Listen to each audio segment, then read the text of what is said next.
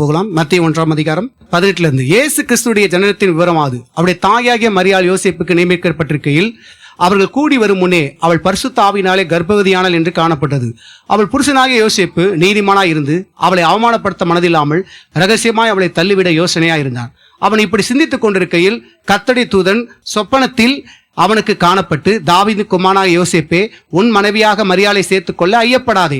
அவளிடத்தில் உற்பத்தியாயிருக்கிறது பரிசுத்த ஆவியினால் உண்டானது. அவள் ஒரு குமாரனை பெறுவாள். அவருக்கு இயேசு என்று பெயரிடுவாயாக. ஏனெனில் அவர் தமது ஜனங்களின் பாவம் நீக்கி அவர்களை ரட்சிப்பார் என்றான். ஹல்லேலூயா.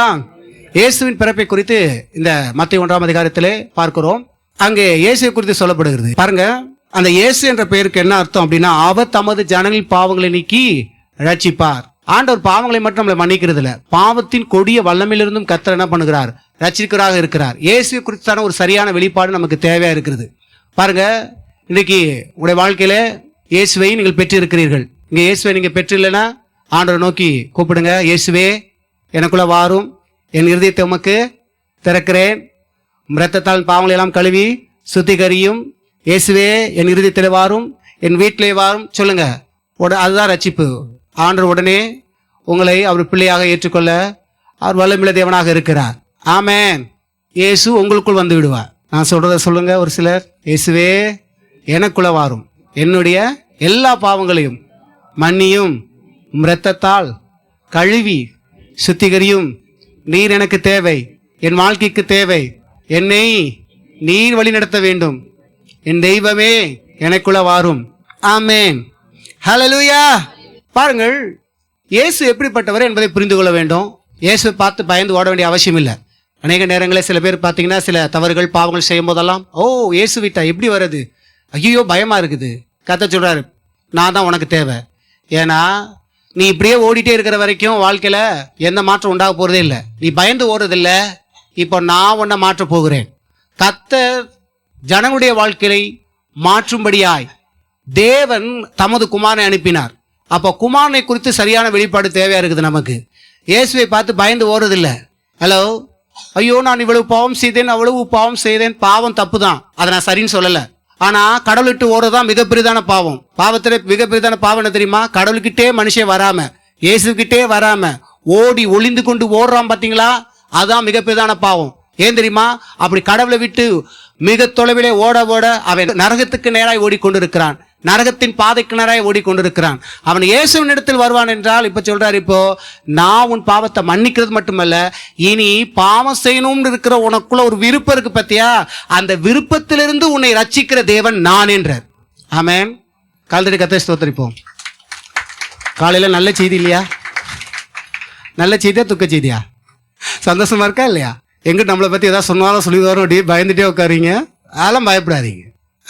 கடவுள் இருக்கிற, கடவுள் சொல்றாரு, நான் உன்னை மன்னிக்கிறேன், உன்னை மாற்றுவேன், நான் தான் உனக்குன்றார், நான் உனக்காக இருக்கிறேன்றார். உங்களுக்காக ஒருத்தர் இருக்கார் தெரியுமா? எவ்வளோ பேர் சொல்லுவான், என்ன சொல்லுவான்? நான் உனக்காக தான் வாழ்றேன், உனக்காக தான் இருக்கிறேன், கூட்டிகிட்டே போய் தள்ளி விட்டுருவான் கடல்ல. அந்த மாதிரி இன்னைக்கு அநேகர் என்ன பண்றான்? உனக்காக தான் இருக்கேன், உனக்காக தான் வாழ்றேன், நீ வந்து தொலைடி வேணும் ஒன்று உன்னை தள்ளணும். இது டார்ச்சர் தாங்க முடியல. முன்னாடி பார்த்தா அன்பே உயிரே அப்படின்றான். புரியுதுங்களா? உள்ள கூப்பிட்டுட்டே சொல்லிட்டு, நீ இல்லைன்னா நான் இல்லை, நீ இல்லைன்னா நான் இல்லை, இந்த வார்த்தையெல்லாம் சொல்லிட்டா எல்லாம் மயங்கிடுவாங்க. லேடிஸும் சொல்லுவாங்களா இல்லையா? நம்மளை மட்டும் இல்லை, லேடிஸையும் கொஞ்சம் இழுக்கணும். லேடிஸ் மட்டும் நல்லவங்களா? இந்த காலத்தில் லேடிஸ் தான் இருக்கல ரொம்ப. ஜென்ஸவே இப்போ என்ன பண்ணுறாங்க, லேடிஸ் கூட்டமாக சேர்ந்து கலாய்ச்சிக்கிட்டு, சென்னை பாஸில் கலாய்ச்சிக்கிட்டு, இது மதுரையில் கேலி கிண்டல் பண்ணிக்கிட்டு, இப்போ அவங்க தான் ரக்கடு லேடியாக இருக்காங்க. இதெல்லாம் போட்டுக்கிட்டு வண்டியெல்லாம் ஓட்டிக்கிட்டு, நம்ம கூட இன்னும் இந்த வண்டி ஓட்ட பயப்படுறோம். எந்த வண்டி? புல்லட். அதுக்கு ஓட்டுது பார்க்கணும் அப்படியே. நம்ம அதை திருப்புறதுக்கு என்ன ஆகுது? மூச்சு தள்ளுது. இன்னைக்கு அதுக்கு ரக்கல் லேடியா? சரி, ரெண்டு சைடு இருக்குது, அதான் ரெண்டு சைடும் தேவ பிள்ளைகளே. நீ இல்லை என்றால் நான் இல்லை, நான் இல்லை என்றால் நீ இல்லை, நாம் அப்படி ஆக்கும், இப்படி ஆக்கும், அதுவாக்கும், இதுவாக்கும், உனக்காக நான் இருக்கிறேன். சும்மா இந்த உலகம் இன்னைக்கு எப்படி ஆகி போச்சு பாருங்க. இந்த பொய் பேச்சுல தான் எல்லாம் மயங்கி போயிடுறாங்க. பொய்யா பேசி, அதே போல பாருங்க, சில பேர் சொல்லுவாங்க, பொய் பேசுறது தெரிஞ்சும் இப்படியே பேசு, அப்பதான் எனக்கு காது குளிர நல்லா இருக்குன்னு சொல்லிட்டு நைட்டெல்லாம் உட்காந்து என்ன பண்ணுவாங்க, உன் கண்ணு அழகா இருக்கு, உன் மூக்கு அழகா இருக்கு, உன் காது அழகா இருக்கு, உன் வாய் அழகா இருக்கிறது, உனக்காக நான் இருக்கிறேன். என்ன அது பொய்யை நிறைய பேர் என்ன பண்றாங்கன்னா பேசவே சொல்றாங்க. சில ஆண்களும் சொல்றாங்க, பெண்களும் சொல்றாங்க. இதெல்லாம் இந்த உலகத்தில் நடந்துட்டு இருக்குது பாருங்க. எல்லாம் பொய்களை கூட என்ன பண்ணுறாங்க, நிறைய பேர் விரும்புகிறாங்க. அவன் சொல்லும் போது கொஞ்சம் கவனிக்கணும், நம்ம மூக்கு உண்மையில நல்லா இருக்கா. இன்னொருத்தன் சொல்லுவான் மூக்கு நல்லா இருக்கு, வீட்டில் சொல்லுவாங்க நம்ம ஜாதி மூக்கெல்லாம் அப்படியே தெரியுதே அப்படின்னு சொல்லி கேலி கிண்டல் பண்ணுறோமா இல்லையா? நாங்களும் எங்கள் அக்காங்களோட சேர்ந்து கேலி கிண்டல் பண்ணுவோம். எங்களுக்குள்ளேயே நாங்கள் எல்லா குடும்பத்தையும் அப்படி தானே இருக்குது இல்லையா? இல்லைன்னா ஏதோ வேற குடும்பம் போல. தேவலைகளை புரிந்து கொள்ளுங்கள். பாருங்க, இப்படியெல்லாம் நான் உனக்காக இருக்கேன், எனக்காக இருக்கிறேன், இதெல்லாம் பொய் பேச்சுகள்லாம் இருக்குது பாருங்க. ஆனால் இப்ப தேவன் சொல்றாரு, உனக்காக என்னுடைய குமாரன் இருக்கிறார், உன்னை ரட்சிக்கும்படியாக, உனக்கு உதவி செய்யும்படியாக அவர் இருக்கிறார். அவர் விட்டு ஓடி போகாத. நீ முதல்ல நீ அவர்கிட்ட வா. அவர்கிட்ட நீ வந்தனா உனக்கு சகாயம் உண்டு, உனக்கு மீட்பு உண்டு, உனக்கு விடுதலை உண்டு, உனக்கு சுகம் உண்டு, உனக்கு ஆரோக்கியம் உண்டு, உனக்கு நன்மைகள் உண்டு என்று கர்த்தர் இந்த நாளிலே உங்களுக்கு சொல்லுகிறார். ஹல்லேலூயா. ஆகையால் உங்கள் வாழ்க்கையிலே நீங்கள் இயேசு விட்டு விலகி ஓடாதீர்கள். நீங்கள் தவறு செய்யும் போது விட்டு ஓடணும்னு சொல்லி என்ன வருதுன்னா அது பிசாசு உங்களுக்கு கொடுக்கிறது. பிசாசு என்ன சொல்றது, நீ இயேசுட்ட போகவே போகாத, உனக்கு மீட்பு கிடையாது. அவர்கிட்ட போனா அவர் கோபப்படுவார், உன்னை கடிச்சு உன்னை தின்று ஒண்ணுமில்லாமல் ஆக்கி விடுவார். ஆகையால் ஓடாது. ஏன்னா நீ இதை தவறு செஞ்சிருக்கியே, அவர்கிட்ட வராத, ஓடு ஓடு ஓடுன்னு சாத்தான் சொல்லுவான். தேவன் சொல்றார், குமாரன் கிட்ட நீ வரலாம், என் குமாரன்கிட்ட வா, அவர் அந்த பாவத்திலிருந்து உன்னை ரட்சிப்பார், அவர் உனக்கு மாற்றத்தை உண்டாக்கி அவர் என்னிடத்தில் உன்னை கொண்டு வருவார். ஹல்லேலூயா. ஆகையால் தேவ பிள்ளைகளே, இயேசுவை குறித்து நீங்கள் இதுவரைக்கும் உங்களுடைய வாழ்க்கையில ஒரு தவறான கண்ணோட்டம் இருக்கும் என்றால் தயவு செய்து அந்த கண்ணோட்டத்தை எடுத்து போட்டுவிட்டு, இயேசுவினிடத்தில் எனக்கு சகாயம் உண்டு, இயேசுவினிடத்தில் என்னுடைய வாழ்க்கையில எல்லா கேள்விக்கான பதில் உண்டு, அவர் எனக்கு சகாயர், எனக்காக அவர் இருக்கிறார், என்னை பரலோகத்தில் சேர்க்கும்படியாக, என்னை பரலோக ராஜ்யத்தை சுதந்திரிக்கும்படியாக, நான் தேவனுடைய ஆசீர்வாதங்களை எல்லாம் இந்த பூமியிலே அனுபவிக்கும்படியாகவே தேவன் தமது குமாரனை எனக்கு அனுப்பினார் என்று வேதம் சொல்கிறது. ஹல்லேலூயா. எவ்வளவு சந்தோஷமான செய்தி பார்த்தீங்களா? ஹல்லேலூயா. லூக்கா 2:11 பாருங்களேன். இன்று கர்த்தராகிய கிறிஸ்து என்னும் இரட்சகர் உங்களுக்கு தாவீதின் ஊரிலே பிறந்திருக்கிறார். இங்க பாருங்க, அதுக்கு மேல நீங்க பாருங்களேன் 10, தேவதூதன் அவர்களை நோக்கி, பயப்படாதீங்கள், இதோ எல்லா ஜனத்துக்கும் மிகுந்த சந்தோஷத்தை உண்டாக்கும் நற்செய்தி உங்களுக்கு அறிவிக்கிறான். தூதர்களுக்கு தெரிஞ்சது என்னது? மனுக்குலத்துக்கே மிக பெரிதான நற்செய்தி என்ன அப்படின்னா, குமாரன் மனுக்குலத்துக்காக கொடுக்கப்படுகிறார். குமாரன் மனுக்குலத்தை மீட்கும்படியாக, பாவத்திலிருந்தும் சாபத்திலிருந்தும் அக்கிரமிலிருந்தும் அக்கிரமான எண்ணங்களிலிருந்தும் அக்கிரமான செய்களிலிருந்தும் எவைகளிருந்தெல்லாம் மனுக்குலம் வெளியே வரும்னு நினைக்குதோ அதெல்லாம் வெளியே வர முடியாதபடி கட்டி வைத்திருக்கிற அந்த கட்டிலிருந்து விடுதலை ஆக்குறதுக்கு தேவன் தம்முடைய குமாரனை இந்த மனுக்குலத்துக்கு கொடுக்கிறார். இது மிக பெரிதான நற்செய்தி. ஆமென். தூதர்களுக்கு தெரிந்தது. அதனால சொல்றாங்க, உங்களுக்கு சந்தோஷமான செய்தி, நீங்க இனி தேவனை குறித்து பயப்பட வேண்டாம். பாருங்க, அங்க 9 பாருங்க, அவ்வேளையில் கர்த்தருடைய தூதன் அவள் எடுத்து வந்து நின்றான், கர்த்தருடைய மகிமை அவள் சுற்றிலும் பிரகாசித்தது, அவர்கள் மிகவும் பயந்தார்கள். என்ன அப்படின்னா பாருங்க, மந்தை மேய்க்கிற மேய்ப்பர்கள், மந்தை மேய்ப்பர்கள் அங்க இருக்கிறாங்க பாருங்க. திடீர்னு ஒரு பிரகாசம் திடீர்னு வரும்பொழுது என்ன ஆகிறான், பயப்படுவாங்க. இப்ப நீங்க வீட்டில் இருக்கீங்க, நைட்டு உக்காந்துட்டு எதையோ யோசிச்சுட்டு இருக்கீங்க, மூலையில உட்காந்து ஒரு 1:30 மணிக்கு சில பேர்லாம் எப்படி இருப்பாங்க, பேய் மாதிரி முடிச்சுட்டு இருப்பான். திடீர்னு 12 மணிக்கு 1 மணிக்கு என்ன பண்ண, நைட்டு என்ன அம்மா ஏன் எப்படி முடிச்சுட்டு இருக்கு, என்ன ஆச்சு, பேய் பூந்துருச்சா, பயமா இருக்கு. பகல்ல பார்க்கும்போது எப்படி இருக்குது, பயமா இருக்கு. நைட்டு பார்த்தா எப்படி இருக்கும்? அது ஏதாவது நிழல் தெரிஞ்சிச்சுன்னா என்ன ஆயிருது, இவங்க நிழல் ஒன்றும் புரிஞ்சுக்கிறது இல்லை, ஏதோ பேய் நிற்கிதோன்றான். அந்த நேரத்தில் என்னென்ன திங்க் பண்ணணுமோ அம்புட்டும் நடக்குதா இல்லையா? திடீர்னு ஏதாவது வந்து ஒரு பயத்தை, அதே போல இவங்க திடீர்னு பார்த்து பயப்படுறாங்க பாருங்க. தூதர்கள் சொல்றாங்க, பயப்படாதீங்க, எதை குறித்தும் பயப்படாத. வாழ்க்கையில இந்த பயம் என்ற விஷயம் உங்க வாழ்க்கையில எழும்பி வராதபடி தடை பண்ணிடும். எந்த விஷயத்தை குறித்தும் சும்மா சும்மா பயப்படாத. உன் வாழ்க்கையில சும்மா சும்மா பயப்படுற அந்த விஷயத்துல இருந்து என்ன பண்ணு, வெளியே வா. கர்த்தர் எனக்கு இருக்கிறார், யாரை குறித்து நான் பயப்படவே மாட்டேன், மனுஷனை குறித்து பயப்பட மாட்டேன். கர்த்தரை நல்லா வச்சிருக்கிறார். ஆமென். என்னை அழகா வச்சிருக்கிறார். ஆமென். முதல் அதை சொல்லுங்க. நிறைய பேருக்கு தன்மையிலே நம்பிக்கை இல்லை. நம்ம அழகா இருக்கிறோமா? அப்பப்போ கேட்டுக்கிறோங்க பக்கத்துல உட்காந்துக்கிட்டு, அழகா இருக்கேனா அசிங்கமா இருக்கேனா, அழகா இருக்கேனா அசிங்கமா இருக்கேனா. ஹலோ, நீங்க அழகா இருக்கீங்க, பயப்படாதீங்க. அதனால மற்ற பேசும்போது என்ன பண்றது, அப்படியே தாழ்வு மனப்பான்மை இதெல்லாம் தூக்கி போட்டுரு. தாழ்வு மனப்பான்மை இருக்கக்கூடாது. கர்த்தரை பிடிக்கிற பிள்ளைகள் உன்னை போல யாரும் கிடையாது. ஆமே, நீ மட்டும் தான் அந்த ஆளு. உன் வாழ்க்கைக்கு நீ தான் ஹீரோ. உன்னை போல யாரும் இல்லை.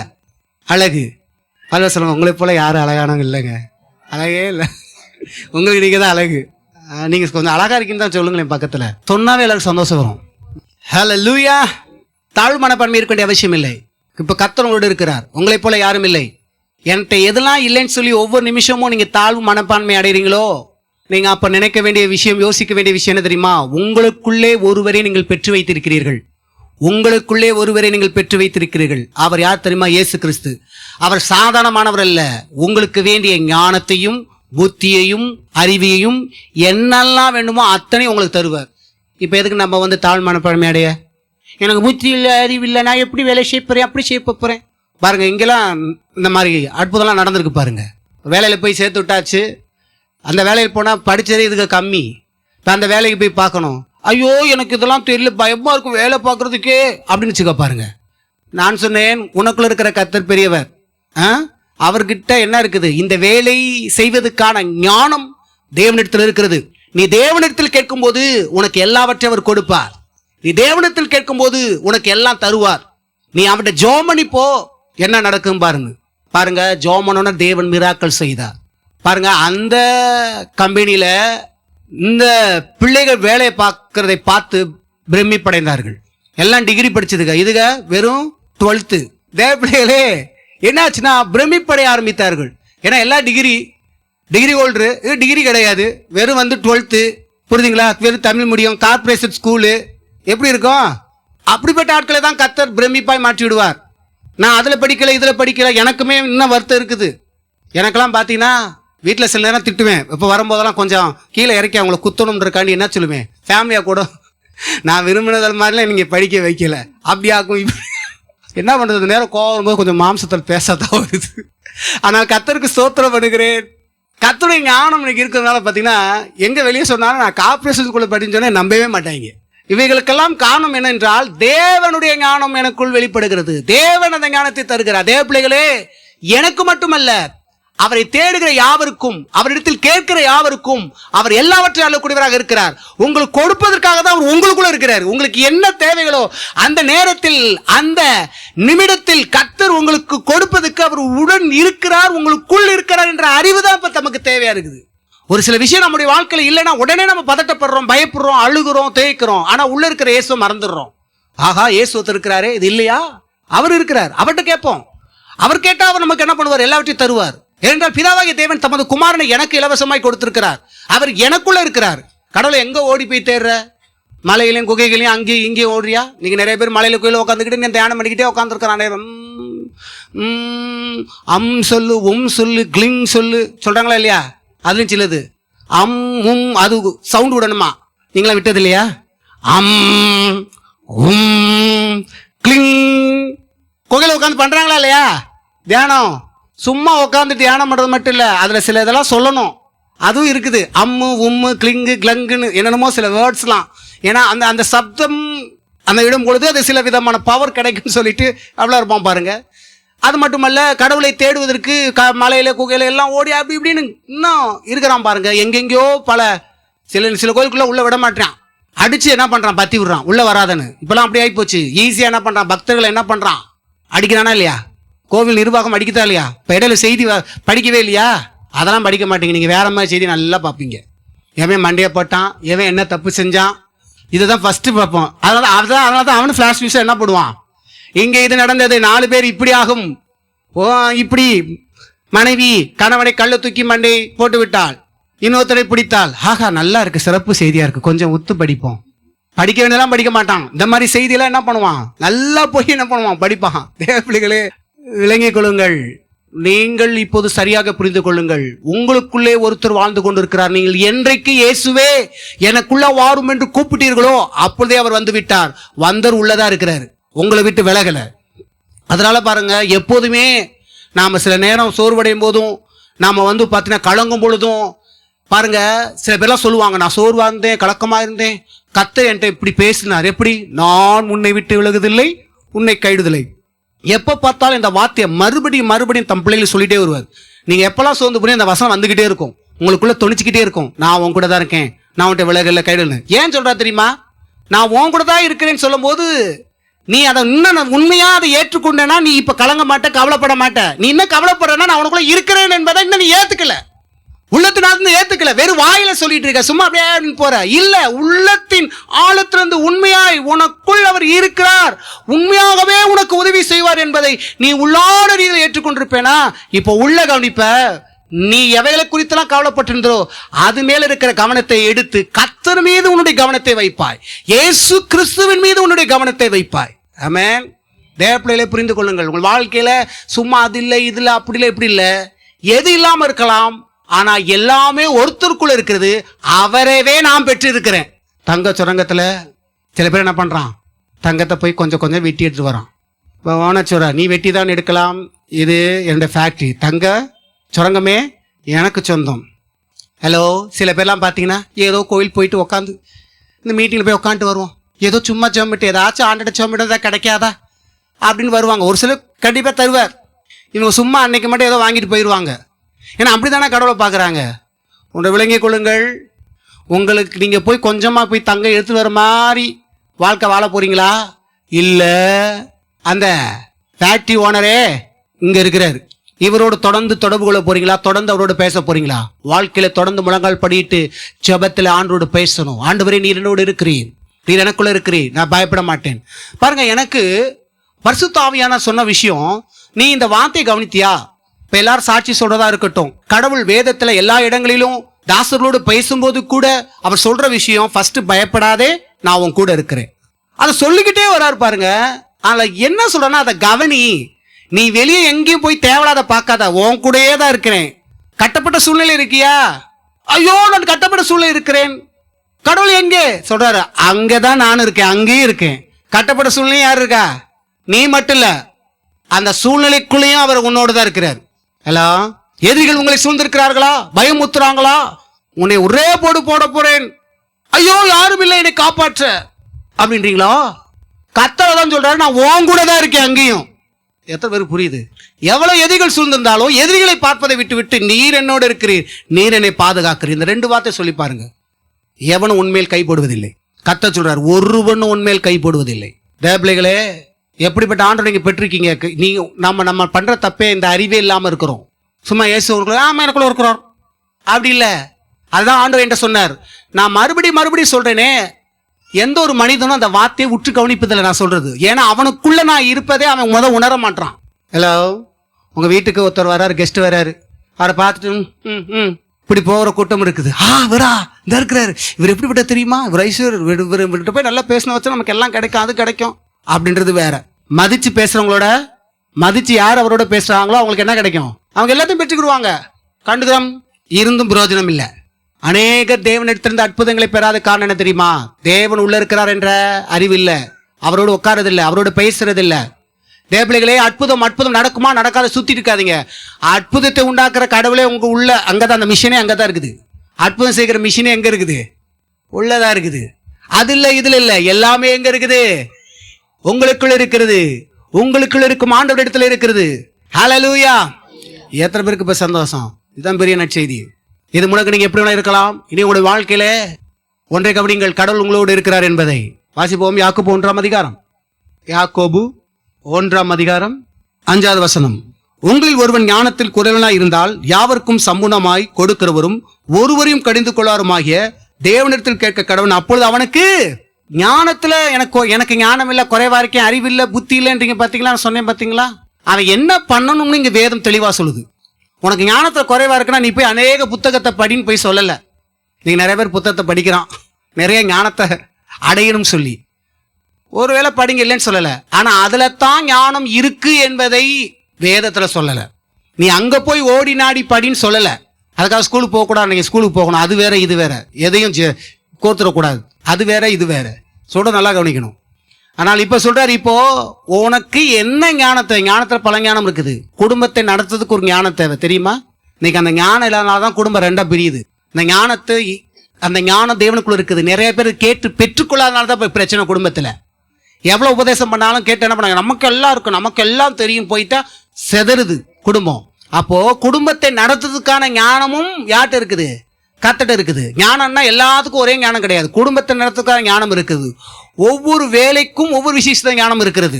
புரியுதுங்களா?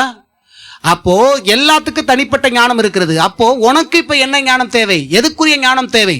அப்ப அந்த ஞானம் உனக்குள்ள வரும்போது பாத்தீங்கன்னா நீங்க செய்யற செயல்கள்லாம் பயங்கரமா இருக்கும். இயற்கைக்கு அப்பாற்பட்ட ரீதியில செய்வீங்க. நீங்க சிந்திக்கிற முறைமைகள்லாம் வித்தியாசமா இருக்கும். படிச்சு ஒருத்தவன் செய்யற வேலைக்கும் நீங்க படிக்கல, ஆனா தேவ ஞானத்துல செய்யும் பொழுது அவன் மறந்து பார்ப்பான். நான் இப்படித்தானே படிச்சு வந்தேன். நீங்க சொல்லுவீங்க, இல்லப்பா இப்படி இதை செய்யலாம். எப்படி செய்யலாம்? ஹலோ, இப்போ பார்த்தீங்கன்னா இங்கே உங்களுக்கு நல்லா தெரியும், இந்த பசுபதியை தெரியும். எப்போதுமே இவன் என்னன்னா அந்த ஃபண்டமெண்டலில் இருப்பான். சில நேரங்களில் என்ன பண்ணுவான், இப்படி இப்படி இப்படி கம்ப்யூட்டர் போட்டு டொப்பு டொப்பு.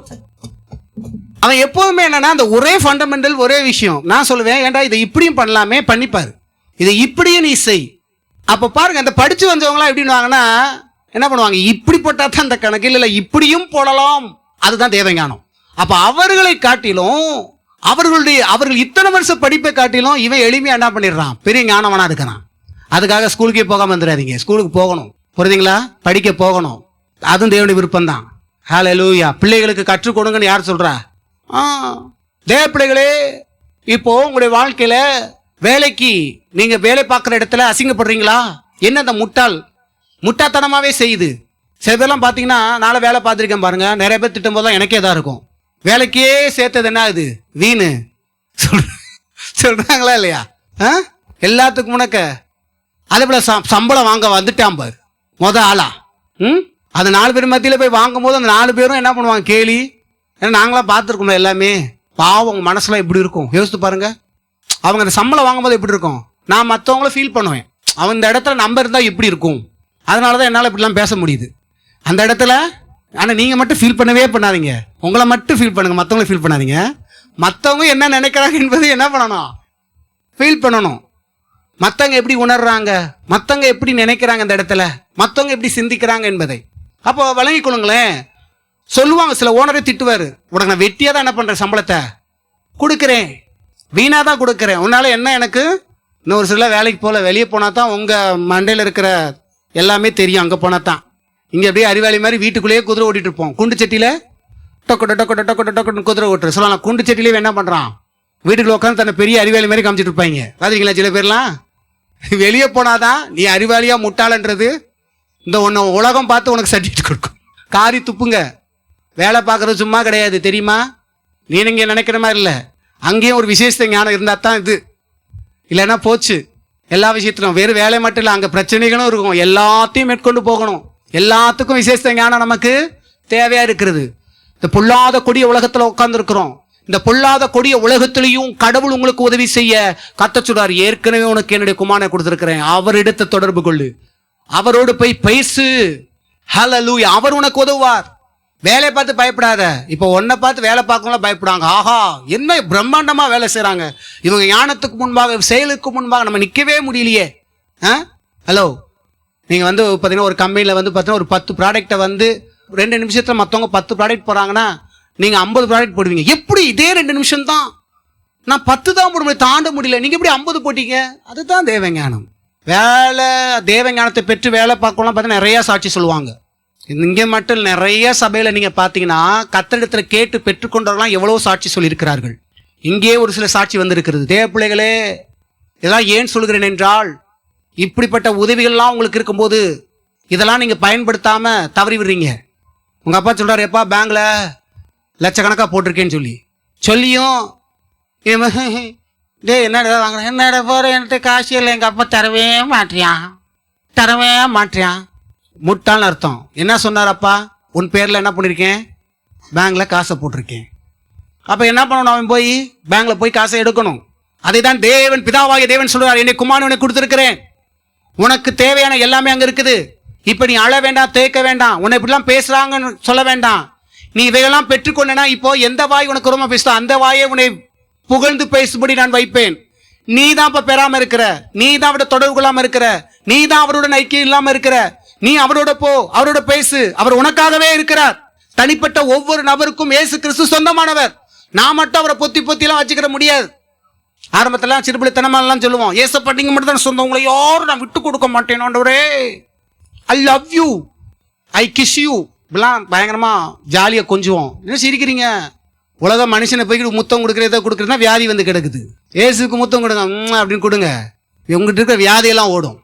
அங்கே முத்தம் கொடுக்குறேன், இங்கே முத்தம் கொடுக்குறேன்னு சொல்லி தான் எல்லாம் வியாதி வாங்கிட்டு வராங்க. ஹலோ, நான் நேற்றுக்கு பேசிட்டு இருந்தேன் பாருங்க ஒரு சில விஷயங்கள்.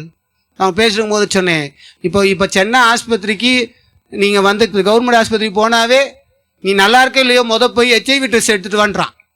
அதை எடுத்த பிறகு உனக்கு வேற ட்ரீட்மெண்ட்ன்றான். பெருகி போச்சு. உண்மையா இல்லையா? ஏனென்றால் இன்னைக்கு இதெல்லாம் போயிடுச்சு, வேற மாதிரி போயிடுச்சு. தேவ பிள்ளைகளை விலகிக் கொள்ளுங்கள். அங்கெங்கே முத்தம் இல்லை. இங்கேங்க என்கிட்ட நான் என் மூலியமாய் தேவன் பேசுகிற ஒவ்வொரு வார்த்தையும் சும்மா எடுத்துக்காட்டலாம் வராது. நீங்கள் எங்கதான் சில காரியம் பண்ணதை தான் அவங்க கடிந்து கொள்வார். சும்மா ஒவ்வொரு எடுத்துக்காட்டு வராது. புரியுதுங்களா? இது வர்றவங்களுக்கு தெரியும், மற்றவங்களுக்கு என்ன இதெல்லாம் பேசுகிறார், இதெல்லாம் இருக்கிறது. ஆகையால் விளங்கிக் கொள்ளுங்கள். அங்கே இங்கே இல்லை, இயேசுவை முத்தம் செய்வோம். வாசிப்போம் சங்கீதம். உங்களுக்கு வசனத்தையும் கொஞ்சம் காமிச்சா தான் கரெக்டாக இருக்கும். சங்கீதம் 2ஆம் அதிகாரம் கடைசி வசனம் வாசிங்களேன். சீக்கிரம் வாசிங்க பார்ப்போம். குமாரன் கோபம் கொள்ளாமலும் நீங்கள் வழியாமலும் இருக்கும்படிக்கு அவரை முத்தம் செய்யுங்கள். யாரை முத்தம் செய்யணும்? முத்தம் செய்யறது நல்லதா இல்லையா? எப்படி முத்தம் கொடுக்க போறீங்க? அவர் வந்து முன்னக்க நின்றாதான் இல்லை, சரீரத்திலே அவர் இருப்பதில் ஆவியா இருக்கிறார். நீங்களுமே ஆவிதான். அந்த ஆவி உங்க சரீரத்துக்குள்ள இருக்கு, அவ்வளவுதான். அந்த ஆவி வெளியே போச்சுன்னா டெட் பாடி. அழகான முகம் எப்படி இருக்குது? வெளிச்சு வெளிரி போயிருக்குது. எவ்வளோ அழகானவங்களும் அந்த டெட் பாடி அம்மது எப்படி இருக்குது? அழகாவா இருக்குது? தேவ பிள்ளைகளே, அவரை முத்தம் செய்யுங்கள். ஓ லவ் யூ லார்ட். அவரை நேசியுங்கள், அவரை முத்தம் செய்யுங்கள். அவரை அண்டிக் கொள்கிற யாவரும் பாக்கியவான்கள் என்று வேதம் சொல்றது. கடைசி தேவனை அண்டிக் கொள்கிறவர்கள், தேவனையே சார்ந்து கொள்கிறவர்கள் எப்படிப்பட்டவர்களாம்? ஆசீர்வதிக்கப்பட்டவன். என்னை எல்லாரும் சபிக்கப்பட்டன்னு சொல்றான், நான் எங்க போனா சாவமா தான் இருக்கு, எனக்கு எதிர்ப்பதமா தான் இருக்குது. தேவனை அண்டிக்கொள்.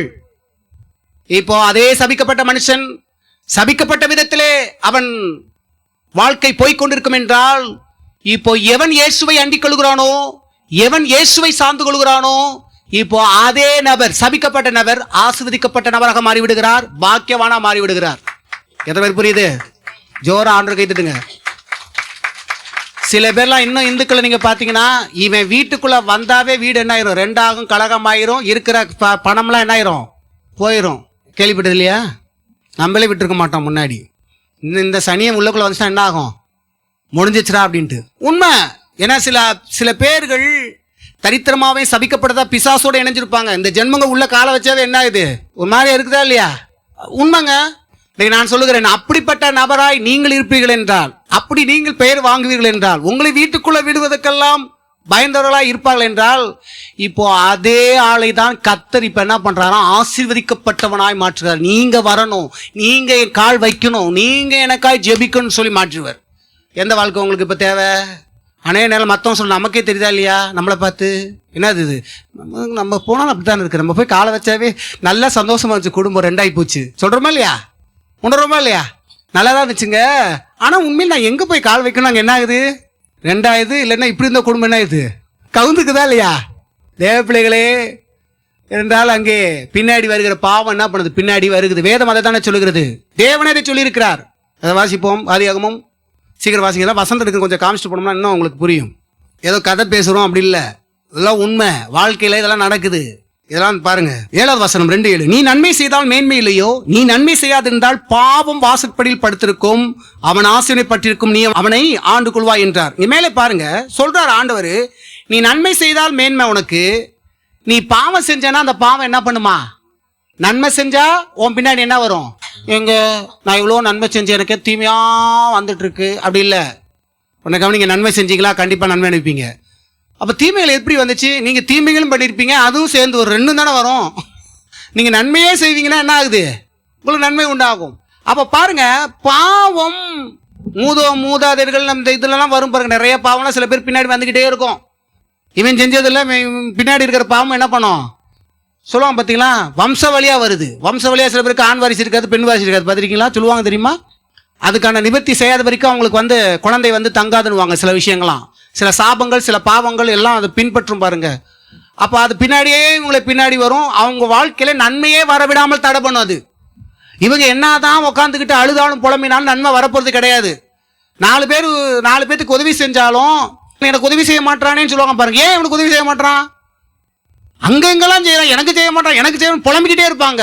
ஏன்னா உங்களுக்கு வராது. ஏன் தெரியுமா? உங்களுடைய பாவம் உங்களுக்கு வர வேண்டிய நன்மைகளை வரவிடாமல் தடை செய்யும். உங்களுக்கு நன்மை செய்யணும் வந்தா கூட அவன் எண்ணங்கள் மாறி போயிடும். நீங்க இதெல்லாம் யோசிச்சிருப்பீங்க உங்க வாழ்க்கையில. இந்த கட்டத்துக்குள்ள நீங்க வந்து இருக்கணும். வந்திருக்கு இல்லாம இருப்பவங்க ஒரு கண்டிப்பா ஒரு நாள் அதை அந்த கட்டத்துக்கு வந்திருப்பாங்க. எல்லாருக்கும் செய்யறாங்க, எல்லாருக்கும் கொடுக்குறாங்க, ஏன் எனக்கு மட்டும் வர மாட்டுது? எனக்கு மட்டும் ஏன் நடக்க மாட்டுது? ஏன் எனக்கு அந்த நன்மை எனக்கு தர மாட்டாங்க? என் உடன்பிறப்புகள்லாம் அனுபவிக்கிறாங்களே, இவங்க அனுபவிக்கிறாங்க, அவங்க அனுபவிக்கிறாங்க, நான் அனுபவிக்க முடியலையே, எனக்கு ஏன் இது ஆகல, கிடைக்கல? இப்படி கேள்வி கேட்கறவங்களுக்கு இன்றைக்கு கத்த சொல்கிறார். இந்த கேள்வி எனக்கு ஓடிட்டு இருக்குல்ல, அந்த கேள்விக்கான பதில் தான் சொல்றாரு. ஏன் தெரியுமா? உன்னுடைய பாவம், தொடர்ந்து வருகிற பாவங்கள் உனக்கு நன்மை வரவிடாமல் தடுக்கிறது என்பதை புரிந்து கொள். அது எப்போதும் வாசப்படியில் படுத்திருக்கு, நீ எங்க போனாலும் உன் பின்னாடியே வரும். நான் சொன்னேன்னா அதில் சொல்லியிருக்கா? பைபிள் இருக்கா இல்லையா? சொன்னது யார் தெரியுமா? ஆண்டவர். ஆண்டவர் பேசுற காயின்ட்ட அவர் சொல்றாரு, ஏன்னா அவன் தப்பு செய்ய போறான், பாவம் செய்ய போறான்றது தெரியும். கடவுள் சொல்றாரு, நீ நன்மை செஞ்சனா உனக்கு நன்மை உன்னை பின்பற்றும், நீ பாவம் செஞ்சனா பாவம் வீட்டில் வாசப்படியில் படுத்திருக்கோம். தேவப்பிள்ளையில அதனால தான் சொல்றோம், அநேக நேரங்களில் நீங்க எப்படி போகணும், எப்படி நடக்கணும், இந்த மாதிரி வாழ்க்கையில வாழக்கூடாதுன்னு ஏன் சொல்றோம்? ஏன்னா இது உன்னை பின்பற்றி வந்துகிட்டே இருக்கும். இது கண்டிப்பா என்ன பண்ணும்? உன்னுடைய வாழ்க்கையில வர வேண்டிய நன்மைகள் எல்லாம் தடை செய்யும் என்பதை புரிந்து கொள்ளுங்கள். இவைகளிலிருந்து யாருமே விடுதலை பெற முடியாது, யாரும் விடுதலை உங்களுக்கு கொடுக்க முடியாது. ஆனால் ஆண்டவராய் இயேசு கிறிஸ்து உங்களுக்கு எனக்கு விடுதலை கொடுக்க முடியும். அந்த ஆண்டவர் இன்றைக்கு கதவை தட்டுறாரு. இருதயத்தை திறப்பியா? உண்மையான பிடிச்சுக்கிறியா? வா, நான் எல்லா தடையில உடைக்கிறேன், நன்மையை நான் உனக்கு கொண்டு வந்து சேர்க்கின்றார். எவ்வளவு பெரிய ஆண்டவர் நம்முடைய ஆண்டவர். ஆமென். கரந்தடி கர்த்தரை ஸ்தோத்திரிப்போம். தேவ பிள்ளைகளே, இயேசு அவ்வளவு அன்புள்ளவர், அவ்வளவு நல்லவர். கோர முகத்தை காட்டிட்டு உங்களை வந்து பெருமையை தள்ளுறது இல்ல. ஆரம்ப காலத்துலலாம் கும்பிடும் போதெல்லாம் சில இதெல்லாம் பார்த்தா கோர முகத்தோட நிற்கும். போய் கும்பிட போகணும்னாவே பயந்து போவோம். யாராவது கூட வந்தா தான் அதெல்லாம் சுத்துவோம். இங்கே உள்ளவங்கெல்லாம் அதெல்லாம் தெரியாம இருக்காது. ஒரு சில சிலைகள் கிட்ட போகலாம், ஒரு சில இடத்துல ஒன்றாகும். அந்த மரம், அந்த பாம்பு புத்து, அந்த அங்கங்கே நின்றுக்கிட்டு அருவாவோட இதோட. இன்னும் எங்கள் ஊர்லலாம் பார்த்தீங்கன்னா இந்த மார்கழி மாதம் விடாமல் காலைல வெள்ளன்னு என்ன பண்ணும், குளிர்ச்சியான தண்ணியில். இன்னைக்கு கூட குளிர் தாங்க முடியல. அன்றைக்கெலாம் எப்படி குளிச்சு போகணுன்னு தெரியல. சேர்த்து கொண்டு வந்துடும், நிறைய பொட்டலத்தை வாங்கிட்டு வந்துடும். வீட்டில் நிறையா கோயில் போகணும், 10 கோயிலுக்கு. சில கோயில் அது உள்ளே நம்ம வரும்போது பயமும் திகிலும் இருக்கும். கழுத்தில் போட்டுருமோ ஆயுதத்தை வச்சு, பக்தியாக தான் போகிறோம், நம்ம தப்பு பண்ணலை, இருந்தாலும் ஒரு பயம். எத்தனை பேர் பாருங்க, தப்பே பண்ணாமல் பக்தியாக இருந்தாலும் எனக்கு பயமே இல்லைன்னு யாரும் சொல்ல முடியாது. ஏன்னா எல்லாருக்கும் என்ன பண்ணணும், ஒரு அரட்டிடும். உள்ள நுழைஞ்சாவே 2 எப்படி இருக்கும், பெரிய அப்படி தொந்து பண்ணணும், குதிரையோட நிற்கும். தேவ பிள்ளைகளே, ஏசு அப்படி பயமுத்துற இல்ல. ஏசு அழகானவர், இனிமையானவர். அவர் சொல்றார், வா, பயந்து ஓடாத. நீ என்னை பார்த்து பயந்து ஓடும்படியாக நான் எப்போதுமே வைக்க மாட்டேன். நான் கிட்ட வரணும் தான் உன்னை கூப்பிடுறேன். அதான் ஜீசஸ் கால்ஸ், ஏசு அழைக்கிறார். அப்படியே மினிஸ்ட்ரி வச்சிருக்காங்க பாருங்க. ஏசு அழைக்கிறார், ஏசு உங்களை கூப்பிடுகிறார். ஏசு சொல்கிறார், வா, நான் உன்னை சிருஷ்டித்தவர், நான் உன்னை படைத்தவர். உனக்கு என்ன பிரச்சனை நீ என்கிட்ட வா, நான் உனக்கு சொல்யூஷன் தரேன். படைத்த கடவுள்கிட்ட போனா தான் சொல்யூஷன் தெரியும். ஒரு மனுஷன் ஒரு மிஷினை உருவாக்குறானா, அந்த மனுஷனுக்கு அந்த மிஷினை குறித்து எல்லாமே தெரியும். இது ஏன் ஸ்ட்ரக் ஆகுது, இதை எங்க தொட்டா எது சரியாகும் என்பதை யாருக்கு தெரியும்? அந்த மிஷினை பற்றி படிக்கிறவனை காட்டிலும் மிஷினை உண்டாக்கிறவருக்கு எல்லாம் தெரியும். இன்னைக்கெல்லாம் டாக்டர் எல்லாம் படிச்சவங்க, அதனால அவங்களாம் உதவ மாட்டாங்கல்ல, அவங்களும் நமக்கு உதவுவாங்க. அவங்களையும் உண்டாக்கினது யார்? கர்த்தர் தான், உருவாக்கின கர்த்தர் தான். ஆஸ்பத்திரிலாம் போகக்கூடாது அப்படின்னு சொல்லி இருந்துடாதீங்க, போங்க, பாருங்க, தப்பு இல்லை. ஆனால் உன்னை விளங்கிக் கொள்ளுங்கள், அவர்களை காட்டிலும் பெரிய ஒருத்தர் இருக்கிறார் என்பதை மறந்து போய் விடாதீர்கள். அதான் சொல்ல வரேன். ஏனென்றால் உங்களுடைய சில சரீரத்தில் டாக்டர் கூட கண்டுபிடிக்க முடியாது. எவ்வளோ மிஷின் பார்த்தீங்கன்னா கொண்டு போய் சொல்றாங்க, எல்லாம் தானே இருக்குது, ஆனால் ஒன்றும் தெரியலன்னு. ஆனால் ஒன்றை விளங்கிக் கொள்ளுங்கள், தேவனுடைய கண் பெரிய மிஷின், எங்க என்ன இருக்குன்னு தெரியும். என்றால் அவர் உங்களை என்னைய படைத்தவர். அவர்கிட்ட உங்களுடைய எல்லா கேள்விக்கான பதில் இருக்குது. உங்களுடைய வாழ்க்கைக்கான எல்லா விதமான நன்மைகளும் அவர்கிட்ட இருக்குது என்பதை மறந்து போய் விடாதீர்கள். ஹல்லேலூயா. கரலை தட்டி கர்த்தரை ஸ்தோத்திரம் பண்ணுங்க. எப்போதுமே உங்களுக்கு பக்கபலமா ஒருத்தர் இருக்கிறார் பாருங்க. நான் நினைப்பேன், எனக்கு பக்கப்பலமா யாருமே இல்லையே, கூட பிறந்தவங்க இருந்துமே நமக்கு பக்கப்பலமா இல்லைன்னு சொல்லி அழுது புலம்புறோமா இல்லையா? சில நேரம் மன வருத்தம் இருக்கா இல்லையா? இல்லைன்னு சொல்லவே முடியாது. நாங்கள் அப்படி நான் எப்போதுமே தனியாகவே இருந்து இப்படியே இருப்பேன், சும்மாலாம் சொல்ல முடியும். ஃப்ராடுத்தனெல்லாம் பேசக்கூடாது. உண்மையாகவே நம்ம உடனே பிறந்து நமக்கு பக்கப்பலமா இருக்கணும்போது நமக்கு என்ன ஆகுது? இருந்துமே பக்கப்பலம் இல்லாம தானே இருக்காங்க. அவன் என்ன பண்றான்? அவன் வாழ்க்கையை தான் பார்த்துட்டு இருக்கான். என்னதான் அழுது போட்டு தொப்பிட்டாலும் ஆகுதா? இல்லை. ஆனால் ஒன்றை விளங்கிக் கொள்ளுங்கள், பக்க பலமாய் கர்த்தர் இருக்கிறார். யாரு இல்லாம இருந்தாலும் நீங்க கலங்காதீங்க. நீங்க எப்போது வாழ்ந்த சொல்லுங்க, பக்க பலமாக நீர் என்னோடு இருக்கிறீர் கர்த்தாவே. எனக்கு எப்போது எனக்கு நீங்க உதவி செய்யவும், எனக்கு தைரியம் மூட்டவும் நீங்க இருக்கீங்க ஆண்டவரே. நீங்க இருப்பதனால் நான் அசைக்கப்படுவதில்லை, நீங்க இருப்பதனால் நான் பயப்படவே மாட்டேன். ஹல்லேலூயா. சொல்லுங்க, ஏசப்பா எனக்கு நீங்க பக்கபலமா இருக்கீங்க, நான் பயப்பட மாட்டேன். நீங்க எனக்கு பக்கபலமா இருக்கீங்க. எனக்கு உதவி செய்ய நீங்க இருக்கீங்க. தட்டி கொடுக்க நீங்க இருக்கீங்க. நம்மளை வீழ்த்துறதுக்கு 1000 பேர் இருக்கிறான் பாருங்க. நான் கத்த சொல்றாரு, உன்னை தட்டி கொடுத்து எழும் மறுபடியும் உன்னை நிறுத்துவேன். நீ எந்த இடத்துலலாம் அசிங்கப்பட்டாயோ, இன்றைக்கு தீர்க்க தரிசனமாய் கால வேளையிலே கர்த்தருடைய ஆவியானவர் ஒரு சிலருக்கு சொல்லுகிறார், ஓ இந்த இடங்களில் நான் அசிங்கப்பட்டு விட்டேன், என்னை அசிங்கப்படுத்தி விட்டார்கள், இந்த இடத்துலலாம் நான் வெட்கப்பட்டு இருக்கிறேன் என்று நினைத்து கொண்டு இருக்கிற உன்னை பார்த்து கர்த்தர் சொல்லுகிறார், எந்த இடத்துல அசிங்கப்பட்டாயோ அதே இடத்தை உன் தலையை நிமிர பண்ணுவேன் என்று கர்த்தர் சொல்லுகிறார். ஹல்லேலூயா, ஹல்லேலூயா. உன் தலையை நான் நிமிர பண்ணுவேன், உன்னை உயர்த்துவேன், உன்னை கனம் பண்ணுவேன், உன்னை மேன்மைப்படுத்துவேன், உன் பேரை பிரஸ்தாவப்படுத்துவேன் என்று கர்த்தர் சொல்லுகிறார். கர்த்தர் பிரஸ்தாவப்படுத்துறதுக்கும் ஒரு மனுஷன் ஒருத்தருடைய பெயரை பிரஸ்தாவப்படுத்துக்கும் வித்தியாசம் உண்டு. அண்ணா இன்னைக்கெல்லாம் பார்த்தீங்கன்னா பேரை பிரஸ்தாவப்படுத்துறதுக்கு நிறைய என்ன இது ஃபேஸ்புக்கு, ட்விட்டரு, அது இதுன்றான் பாருங்க. அந்த காலத்தெல்லாம் அதெல்லாம் கிடையாது. ஆனால் அந்த காலத்திலே இயேசுவின் பெயரையும் ஆண்டவர் என்ன பண்ணாரு? பப்ளிசிட் பண்ணார். தாசரல் பெயரை பப்ளிசிட் பண்ணாரு. யார் பண்ணான்னு நினைக்கீங்க? தேவன்.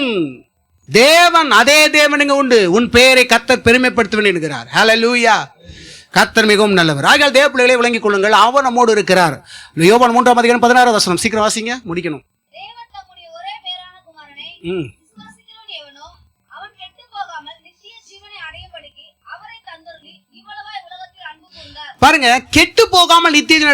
அவரை தந்தருளி. நீ கெட்டு போகணும்ன்றக்காக தேவன் அவர் பண்ணல. அவர் சொல்றாரு, நீ கெட்டு போய் இருந்தா கூட, அல்ல கெட்டு போற நிலையில நீ இருந்தா கூட கர்த்தர் சொல்றாரு, நீ அவரை விசுவாசி. ஐயோ நான் அப்படி ஆயிட்டேனே, அப்படியே ஐயோ என் வாழ்க்கையில என்னை பார்த்தாவே எனக்கு பிடிக்கல. சில நேரம் அந்த கட்டத்துக்கு வரமா இல்லையா? ஒரு சில நேரம் நம்மளே பார்த்து, நம்ம வாழ்க்கையை பார்த்து நமக்கே பிடிக்குதா பிடிக்கலையா? நம்மளை பார்த்து நமக்கு என்ன இருக்குது? வெறுப்பா இருக்கு. என்ன வாழ்ந்தோம், என்ன வச்சோம், என்ன மூஞ்சி, என்ன மகர, ஏன் இவங்க வயிற்றுல பிறந்தோம், எதுக்கு இந்த குடும்பத்துல பிறந்தோம், இது என்னடா வாழ்க்கை?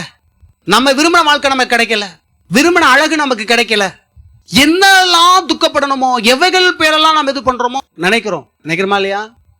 அது மட்டும் இல்ல, நாம பாத்தீங்கன்னா என்ன, நம்ம இவ்வளவு மோசமான குணமுடையா இருக்கிறோம். வெளியே பார்த்து எல்லாம் சொல்றாங்க, நம்ம வெளியெல்லாம் நல்ல பேர் சில நேரம் எடுத்து வச்சிருவோம். எடுத்து வைக்கிறோமா இல்லையா? அந்த அக்கா ரொம்ப நல்லவங்க, அந்த அக்கா நல்லவங்கன்ற அதுதான் பெரிய சாமியாடியா இருக்கும். வாயை திறந்துச்சுன்னா என்ன வரும்? பார்க்க எப்படி இருக்கும்? அப்புறாணியா சொல்லுங்க, எவ்வளவோ நல்ல அம்மா. என் ஃப்ரெண்டு அதான் சொன்னா பாருங்க, கூட்டு போயிட்டு அவங்க பார்த்தீங்களா எவ்வளவு மரியாதை கொடுக்குறாங்க, எப்படியெல்லாம் பண்றாங்க. நீங்க இல்லை வெளியே பார்த்து நம்புற ஆட்கள் நீங்களெல்லாம். கர்த்தர் சொன்னார், அம்புட்டு பொய்யின்னாரு, புராடு, எல்லாம் ஏமாதுன்னு சொல்லி ஆண்டவர் சில காரியெல்லாம் வெளிப்படுத்தி காண்பித்தார். தேவ பிள்ளைகளே, சிலலாம் பார்த்தீங்கன்னா நம்ம பார்க்கும்போது நம்மளே நம்புற மாதிரி தான் இருக்கும். கர்த்தர் இடைப்படும் போது தெரிய ஆரம்பிக்கும். அப்படியே சில பேர் பார்க்கும்போது எப்படி இருக்கும்? ஐயோ வாங்க, ஐயோ உட்காருங்க, என்ன சாப்பிட்றீங்க, என்ன சாப்பிடுங்க, ஐயோ அந்த அன்பை பார்க்கணும், முகத்தை பார்க்கணும். நீங்கள் வெளியே போயிட்டோம்னா என்ன ஆகும்? சே சனியே போய் தொலைது, எப்படா போகணும்னு நினச்சோம். கொஞ்சம் வேற மாதிரி பேசி பாருங்க, என்ன ஆகுது? ஏய் பார்க்கத்தான் டீசென்ட்டு. என்ன ஆகுது? இன்னைக்கு ஆண்களை காட்டும் பெண்கள் பயங்கரமா பேசக்கூடியவர்கள் இருக்கிறாங்க தெரியுமா? ஆண்களே அள வச்சிருவாங்க பெண்கள் பேசி. அவ்வளவு மோசமான வார்த்தைகள், அவ்வளவு அசிங்கமான வார்த்தைகள் பேசுறதுக்கெல்லாம் இன்னைக்கு இருக்குது பாருங்க. தேவப்பிள்ளை விளங்கிக் கொள்ளுங்கள். பல நேரம் நம்மளே யோசிக்கிறோம், நம்ம இவ்வளவு மோசமாயிட்டோமே, இவ்வளவுதான் இருக்கோம்னு. தேவப்பிள்ளைகளே இப்ப கத்த சொல்றாரு, இப்போ அதே நீ உன்னை வெறுக்கிற பத்தியா, உன்னையே விரும்ப வைக்கிற அளவுக்கு உன்னை நான் மாற்றி காட்டுவேன்னு கத்த சொல்றாரு. உன்னை நீ மாற்ற முடியாது. நீ அதை ஆண்டுட சொல்லு, என்ன நான் மாற்ற முடியாத ஆண்டவர், என்னை நீங்க மாத்துங்க, என்னை நீங்க சரி செய்யுங்க. சில பேர் சொல்லுவாங்க பார்த்தீங்களா, இவன் திருந்தவே மாட்டான், கல்யாணம் கட்டி வச்சா திருந்திடுவான். யார் சொன்னா? கட்டி வச்சு பாரு, கொஞ்ச நாள் நல்லா போகும். அவன் வீட்டுக்கார் குடிக்க மாட்டார், வைக்க மாட்டார், நல்ல பையன்ப்பா, கட்டிக்குங்கப்பான்றாங்க. அவன் என்ன பண்ணுறான்? பொண்ணு பார்க்கும் போல எப்படியா இது பண்ணிட்டு கை கால் நடுங்கிறது என்ன பண்ணுவான்? இருக்கா இல்லையா? டே வச்சு அடக்குவான். அப்புறம் போயிட்டு பிடிச்சத உடனே போய் என்ன பண்ண போட்டு அப்படியே ஆட்டோட்டு குடிச்சிட்டு அப்படியே போவான். அப்பா இப்போ தான் நல்லா இருக்குது அப்படின்ட்டு. இன்னும் சில பேர்லாம் இருக்கான் பாருங்க, குடிக்க மாட்டார் மாப்பிள்ள பார்த்தா குடிச்சிட்டு தான் எங்கே உட்காந்துருப்பாரு? கல்யாண மேடையில் உட்காந்துருப்பாரு. சிரிப்பு அந்த ஓவரா சிரிச்சாவே நீங்கள் கண்டுபிடிச்சிடணும். அப்படிமா இருக்கம்மா. சில பேர்லாம் பார்த்தீங்கன்னா எல்லா காலையும் விழுந்துருவான். அவங்க சொல்லுவாங்க, பெரியவங்க காலெலாம் விழுகணும்னா காலில் தானே விழுகணும், ஏதோ மங்களாக தெரியுது. சின்ன பொண்ணு காலெலாம் போய் விழுவாங்க, மா ஆசீர்வதிமா. இன்னும் சின்ன இதெல்லாம் கல்யாணம் நிறையா நடக்கும். இதெல்லாம் நீங்கள் பார்த்தது இல்லையா? என்ன ஃப்ரெண்ட்ஸில் சில வாங்கி கொடுப்பாடே, என்னடா உன் மேட்ரு வந்திருக்கடா, கொஞ்சம் குடிச்சிட்டு போய் நில்லு அப்படின்னு. அப்போ தான் வரப்பா நிற்பான். சில பேருக்குலாம் குடிச்சதான் வரப்பா நிற்பான் தெரியுமா? வேலை பார்க்கலாம். சில பேர் காலையில் குடிச்சாதான் என்ன பண்ணுவான், வரப்பான் பூசிக்கிட்டு இருப்பான். தேவ பிள்ளைகளே, உங்கள் வாழ்க்கையை சற்று கெடுத்து வைத்திருக்கிறான். உங்கள் வாழ்க்கை கெட்டு போயிருக்கிறது என்பதை சில நேரம் நம்ம பார்த்து நம்ம என்ன பண்றோம், மன கஷ்டம் அடைகிறோம். ஆஹா, என் வாழ்க்கை கெட்டு போச்சு, அவங்க வாழ்க்கை நல்லா இருக்கு, இவங்க வாழ்க்கை நல்லா இருக்கு, என் ஃப்ரெண்டு இப்படிலாம் நல்லா இருக்கான், அவன் இப்படி நல்லா இருக்கான், நான் இப்படி இருக்கிறேனே நினைக்கிறீங்களா? கர்த்தர் சொல்றாரு, அதே நபரை நான் இப்ப மாற்றி உன் வாழ்க்கை அழகுல வாழ்க்கையை மாற்ற போகிறேன். உன்னை பார்த்து நீ யாரெல்லாம் நல்ல வாழ்க்கை வாழ்றாங்க நினைச்சியோ, இப்ப அவங்க உன்னை பார்த்து என்ன சொல்லுவான், நீ வாழ்றதான் நல்ல வாழ்க்கைன்னு. ஹலோ, நான் என் வாழ்க்கையில் சில காலம் இப்படி நல்லா இருக்கும் அப்படி தான் நல்லா இருக்கும் நினச்சி பாருங்க. இன்றைக்கு என்னுடைய நண்பர்கள் சில பேர் பார்க்கும்போது என் பக்கத்தில் வந்து பேசுறதுக்கு அப்படியே கூச்சப்படுறாங்க, தாழ்வு மனப்பான்மை உண்டாகுது. அவள் சொல்றார்கள், நீ வாழ்ற வாழ்க்கை தான் நல்ல வாழ்க்கை. ஐமா, நீ வாழ்ற வாழ்க்கை தான் என்னது, சந்தோஷமா இருக்கிற, மகிழ்ச்சியா இருக்க. ஐயோ தேவ பிள்ளைகளே, மாற்றி விடுகிற தேவன், உருமாற்றி விடுகிற தேவன். இன்னைக்கு நான் என் வாழ்க்கையை பார்க்கிறேன், நம்மளா இப்படி சொல்லலாம், நானா அவன் அவனா நான் மாதிரி நம்ம பத்தி நமக்கு தெரியும், நமக்கு எவ்வளவு அறிவு இருக்குன்றது நமக்கு தெரியும். இப்படிப்பட்ட நான் இன்னைக்கு இந்த லெவலில் இருக்கிறேன்னா எப்படி, அதுவும் தெரியும். ஏன் தெரியுமா, இவைகள் எல்லாம் நான் மாற்றிக்கிறல, அவர் என்னை மாற்றினார். அதே தெய்வம் இன்றைக்கு உங்களோடு இருக்கிறார். உங்கள் வாழ்க்கையை அவர் கையில நீங்க ஒப்படைப்பீங்கன்னா அவர் உங்களை மாற்றுவார். உங்களை முழுவதையும் அவர்கிட்ட ஒப்படைங்க. ஆண்டவரே, என் வாழ்க்கைய அழகுள்ள வாழ்க்கையா மாறுங்க, ஒழுங்கின்மையா வாழ்க்கையா இருக்கிறது, நான் எல்லாமே ஒழுங்கின்மையா இருக்கிறேன், ஒரு விஷயத்தை கூட என்னால் சரியா செய்ய முடியல. சில பேர்லாம் பார்த்தீங்கன்னா 1000 தீர்மானங்கள், 1000 விஷயம் இப்படி இருக்கணும் அப்படி இருக்கணும் நினைச்சுக்கிட்டு என்ன பண்ணுவாங்க பாருங்களேன். இந்த நியூ இயர் டயத்தில் கொண்டாடும் போது எல்லாம் 1000 தீர்மானங்கள் எடுப்பான். நான் இப்படி இருக்க போறேன் அப்படி இருக்க போறேன். 2024 எல்லாம் தீர்மானம் எடுப்பாங்க. நிறைய சபைகளை பார்த்தீங்கன்னா எடுப்பான் 2024 தீர்மானம். அவங்க கிட்ட போய் கேளுங்க, 2023 என்ன தீர்மானம் எடுத்த, எவ்வளோ கீப் அப் பண்ணியிருக்கிற, 2022 என்ன கூடி இருக்கும், இன்னும் பெருகி இருக்கும். ஏன் தெரியுமா, இவங்க தீர்மானங்கள் எடுத்தது ரைட்டு, ஆனா இவங்க செய்யும்படியாய் தீர்மானம் எடுத்திருக்காங்க. என்னை நானே மாற்றிக்கொள்ள முடியாது. குடிகாரன் போய் கேட்டா மாற்றிக்கொள்ள விரும்புறான். சிலர் என்ன பண்ற, பொண்டாட்டி அடிச்சு வாங்குறது எனக்கு தெரியுது, பொண்டாட்டியை மிதிச்சு காசு பிடிட்டு வருது தெரியுது, பிள்ளைகளுக்கு சாப்பாடுக்கு வாங்கி வச்சிருக்கிற பணத்தை பிடுங்கி வாங்கி தின்றதெல்லாம் தெரியுது. தெரிஞ்சும் அவன் எங்க என்னதான் போறான். அவனை போய் நம்ம என்ன சொல்லுவோம் தெரியுமா, அறிவு இல்லையா, குடிகார பையன், கொஞ்சம் கூட இல்லையா, பிள்ளை மேல அவனுக்கு பாசலையா, ஒன்றை விளங்கிக் கொள்ளுங்க. இன்னைக்கு குடிகாரலை பத்தி நீங்க நல்லா புரிஞ்சுக்கோங்க. சிலது எல்லாம் உங்களுக்கு இருக்கும், அதை மீறியும் அவனை இயக்குற ஒரு சக்தி இருக்கு பாருங்க, அதுதான் புல்லாத அசுத்தாவி சக்தி. அதுல அவங்க அகப்பட்டிருப்பாங்க. அது அவங்க கண்ட்ரோல்ல அவங்க இருக்கவே முடியாது. அவங்க இப்படி இருக்கணும்னு நினைச்சாலும் முடியாது. இப்போ நீங்க யோசித்து பாருங்க, அவங்கள மட்டும் இல்ல, குடிக்காத உங்களையும் யோசித்து பாருங்க. இப்போ நாம் எவைகளெல்லாம் செய்யணும்னு நினைக்கிறோமோ அதெல்லாம் செய்ய முடியல, என் சரீரம் என்னுடைய கண்ட்ரோல்ல இல்ல அப்படின்னு நீங்களாம் உணர்ந்திருக்கீங்களா? உணர்ந்திருப்பீங்க. சில நேரம் நான் என்ன செய்ய நினைக்கிறேன் அதை செய்ய மாட்டேன், செய்யணும்ன்றத செய்ய மாட்டேன், பண்ணணும்ன்றத பண்ண மாட்டேன், பண்ணாத வேண்டான்னு சொல்ற தவறான விஷயங்கள் என்ன பண்ணிட்டு இருக்கேன், கொடுமையா பண்ணிட்டு இருக்கேன். நீங்க நல்ல விஷயத்தை காட்டிலும் கெட்ட விஷயத்தை தான் நீங்கள் நானும் அதிகமாக செய்வோம். இன்னைக்கு உங்க வாழ்க்கையில் நீங்க என்னமா நல்லது செஞ்சீங்கன்னா என்ன ஆகும், எனக்கு நல்லது செஞ்சது கண் முன்னில் நிற்கிறது இல்லையா, கெட்டது செய்தான் எப்போதும் முன்னது நின்றுக்கிட்டே இருக்கு. யார்கிட்ட என்ன பேசணும், எப்படி நடந்துக்கிட்டோம், மனசாட்சி நமக்கு உணர்த்துதா இல்லையா? இப்போ கர்த்தர் சொல்றாரு, ஏன்னா உன்னை நீ மாற்றிக்கொள்வதற்காக தீர்மானம் எடுத்துட்டு இருக்க, உன்னை நீ மாற்றிக்கொள்ள முடியாது, என்னை நீர் மாற்றும் கர்த்தாவே. ஆண்டவரே, நீங்க என்னை விடுதலையாக்கும். ஆண்டவரே, நீங்க என் வாழ்க்கையை ஒழுங்கின்மையான ஒரு வாழ்க்கையை ஒழுங்குபடுத்துங்க. தேவ பிள்ளைகளே, இன்றைக்கு உங்களுடைய வாழ்க்கை ஒழுங்கின்மையா இருக்கலாம். கணவர் ஒரு பக்கட்டும், மனைவி ஒரு பக்கட்டும், ஒவ்வொரு மாதிரி ஒவ்வொரு விதமா எல்லாம் இருக்கலாம். கர்த்தர்ட்ட சொல்லு, ஒழுங்குபடுத்துங்க. ஒவ்வொரு திசையில இருப்பது தேவன் விரும்புவது இல்லை. நீங்க தெரிஞ்சுக்கோங்க, தேவ சித்தத்தை சரியா புரிஞ்சு ஜெபிச்சேன்னா உன் வாழ்க்கையில நன்மையை பார்ப்ப. கேட்டுட்டு இங்கே உட்காந்துக்கிட்டு பக்கத்திலே உரசிக்கிட்டே இருந்தாலும் உன் வாழ்க்கை மாற போறது இல்லை, உரசுல மாறுறது இல்லை. இயேசு உரசுனா கூட ஏதாவது கிடைக்கும், என்கிட்ட வந்து உரசுறதுனால ஒன்னாக போறது இல்லை. இப்போ உரசுறது பெருசு இல்ல, சத்தியத்தை புரிஞ்சு முழங்கால முடக்கி கடவுள்கிட்ட கேட்டா அவர் அதை செய்வார். சொல்லணும், கர்த்தாவே, நான் ஒரு மூளை, என் கணவர் ஒரு மூளை, அப்படி இருப்பது உடைய சித்தம் இல்லை, நாங்கெல்லாம் ஒன்று சேர்ந்து வாழ்ந்து உம்மை மகிமைப்படுத்துவது உடைய சித்தமா இருக்கிறது, நாங்கள் எல்லாம் உமக்குள்ள வரணும், நீங்க அதை செய்யுங்க. நான் பேசி யாரும் மாற்ற முடியாது. நீங்க என்ன சொன்னாலும் எவ்வளவு உங்க பக்கம் எவனும் திரும்ப மாட்டான், மூஞ்சிலே குத்துவான். பாத்தியா, உன் விருப்பத்துக்கு அடுத்து இழுக்கிறியா, என் பக்கம் இழுக்கிறியான்னு. நீ போய் அங்க உன் பக்கம் இழுப்பதுக்கு யாரையும் என்ன பண்ணாதீங்க, கட்டாயப்படுத்தாதீங்க. கர்த்தர்ட்ட ஒப்படைங்க. உங்கள் கணவரையும் மனைவி, உங்கள் பிள்ளைகள், உங்கள் குடும்பங்கள் எல்லாம் ஒப்படைங்க. உங்க வாழ்க்கையோட ஒப்படைங்க. என் ஒழுங்கின்மையான வாழ்வை ஒழுங்குபடுத்தும் சுவாமி, என் குடும்பத்தை ஒழுங்குபடுத்தும், என் தாயை ஒழுங்குபடுத்தும். என்ன சொல்லணும்? என் தாயை.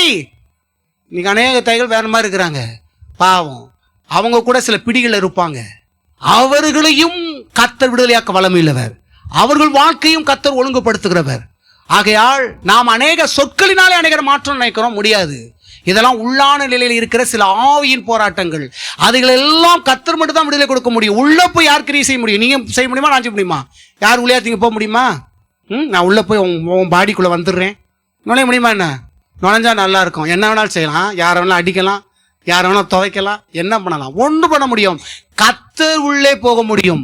கர்த்தர் ஒருத்தருடைய மனதுக்குள்ளேயும் சிந்தைக்குள்ளேயும் போய் அவனுடைய விருப்பங்களையும் வாஞ்சைகளையும் மாற்ற முடியும் என்பதை புரிந்து கொள்ளுங்கள். இப்படிப்பட்ட கர்த்தர் உங்களுக்குள்ள இருக்கிறார் என்பதை விளங்கிக் கொள்ளுங்கள்.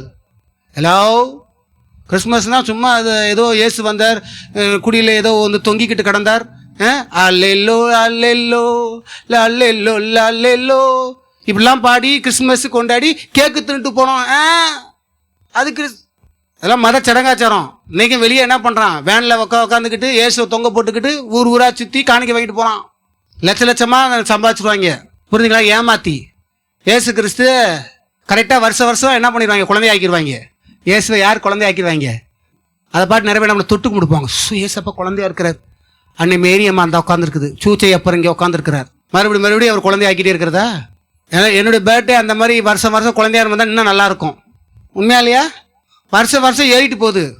ஒவ்வொரு நரைச்ச முடி வெளிப்பட ஆரம்பிக்குது. இப்போ அடைச்சாலும் வெளிப்படுது. ஐயோ என்னடா ஒரு நரைச்ச முடி வந்துச்சு. இதில் ஒருத்தையும் இங்கே இருக்கான் பாருங்க, பாஸ்டருக்கு நரைச்ச முடியே வரல, சொல்லியே நரைச்ச முடி வரைச்சிட்டான். சொல்லுவேன், பார்க்கும் போல கோவரும். ஏன்டா நீ சொல்லி அவ்வளோ வயசாகி அவருக்கு ஏன் இதாகலை? அப்படி என்ன வயசாகி போச்சு? இப்போ தான் 38 தாண்டி இருக்கு. என்ன நம்ம வரக்கூடாதே வந்து இவனை சொல்கிறத வச்சே நமக்கு வேற மாதிரி ஆகி படப்படப்பன்னு ஆகி போய் எல்லாம் கொட்டி எல்லாம் கருப்பாக இருந்தாலும் ஒன்று அந்த அது ஒன்று வெள்ளை வந்துருச்சு பாருங்க. ஹல்லேலூயா. தேவ பிள்ளைகளே, கர்த்தர் உங்களை மாற்றுகிறவர். கர்த்தர்ட்ட ஒப்படைங்க. நீங்க உங்களை மாற்றிக்கொள்ள முயற்சி செய்யாதீங்க. உங்களை மாற்றிக்கொள்வதற்கு அவர் அர்ப்பணிங்க.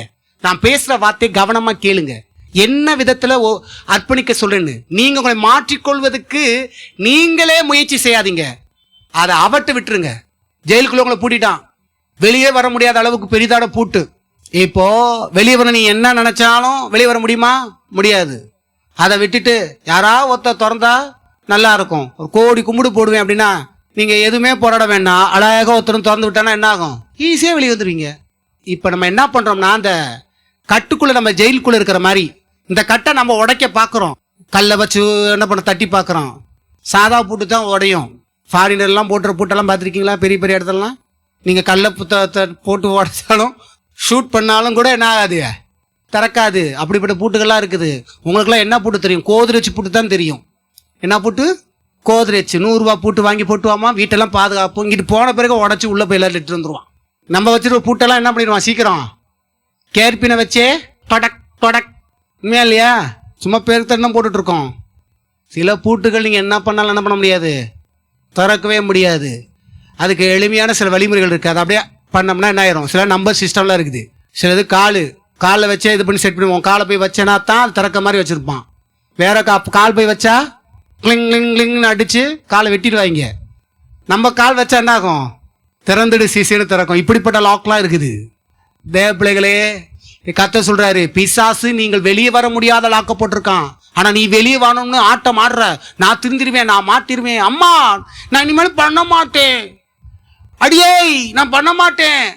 எத்தனை முறை சொல்லியிருக்கான்? தெரிஞ்சிருக்கானா? முடியாது. நீயும் திருந்துன்ற. அதை விட்டுட்டு என்ன தெரியுமா சொல்லணும்? இயேசுதான் உன்னை திருத்துவார். அவர்கிட்ட வாழ்க்கை ஒப்பட, அவர்கிட்ட விடுதலை பெற்றுக்கொள்வதற்கு போய் நீ உட்காரு, முழங்கால் படியிடு, ஆண்டவர்கிட்ட கேளு. இப்படி சொல்லி பழகுங்க. நிறைய கிறிஸ்தவர்கள் பண்ற தப்பு என்ன தெரியுமா? இயேசு அறிஞ்ச பிள்ளைங்க நிறைய நேரங்கள் என்ன பண்ணுவாங்க? அவங்க கடவுளை அறியாம இருப்பாங்க. அப்ப அவங்கள போய் உட்காந்துக்கிட்டு நீ இப்படி சொல்லு, நீ திருந்த சொல்லு, அப்படி சொல்லு, இப்படி பேசு. அதை பேசக்கூடாது. என்ன தெரியுமா பேசணும்? இயேசுவை கும்பிட்டனா நீ விடுதலை ஆக முடியும். அவர் உன்னை விடுதலை ஆக்கினார்னா நீயே குடிக்க நினைச்சாலும் பண்ண முடியாது. சில பேருக்கு பாவக்காய் பிடிக்காது, சிலருக்கு பாவக்காய் பிடிக்கும். பாவக்காய் பிடிக்காதவங்க கிட்ட பாவக்காய் கொண்டு போனா என்ன ஆகும்? அப்படின்வாங்களா? என்ன ஆகுது? அப்படியே அந்த இறுதி அந்த சரீரெல்லாம் அப்படியே என்ன பண்ணுது? பாவக்காய் நான் நல்லா சாப்பிடுவேன். தேவ பிள்ளைகளை விளங்கிக் கொள்ளுங்கள். அந்த பாவக்காய் சில பேருக்கு என்ன ஆகுது? கசப்பா இருக்குது.